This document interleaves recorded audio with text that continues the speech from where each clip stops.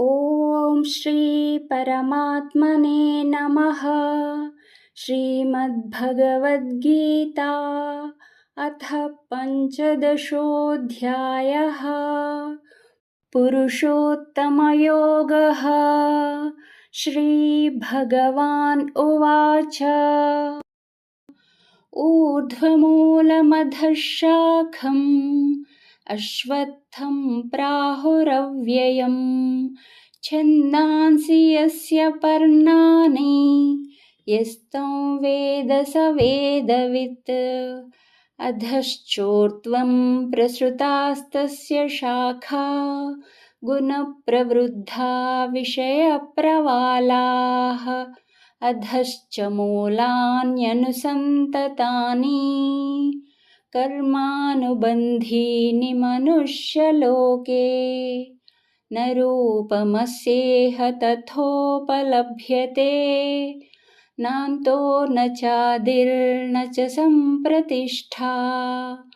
अश्वत्थमेनं सुविरूढमूलम् असङ्गशस्त्रेण दृढेन चित्वा ततः पदं तत्परिमार्गितव्यै यस्मिन् गता न निवर्तन्ति भूयः। तमेव चाद्यं पुरुषं प्रपद्ये यतः प्रवृत्तिः प्रसृता पुराणी। निर्माणमोहाजितसङ्गदोषा अध्यात्मनित्या विनिवृत्तकामाः। द्वन्द्वैर्विमुक्ताः सुखदुःखसंज्ञैर्गच्छन्त्यमूढाः पदमव्ययं तत्।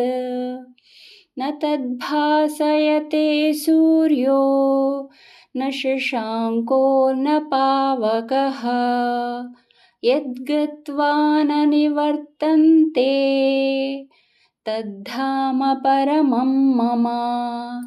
ममैवांशो जीवलोके जीवभूतः सनातनः। मनः षष्ठानीन्द्रियाणि प्रकृतिस्थानि कर्षति।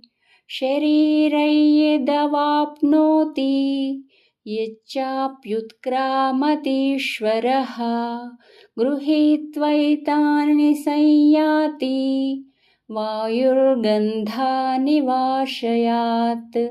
श्रोत्रं चक्षुस्पर्शनं च रसनं घ्राणमेव च अधिष्ठाय मनश्चायं विषयानुपसेवते।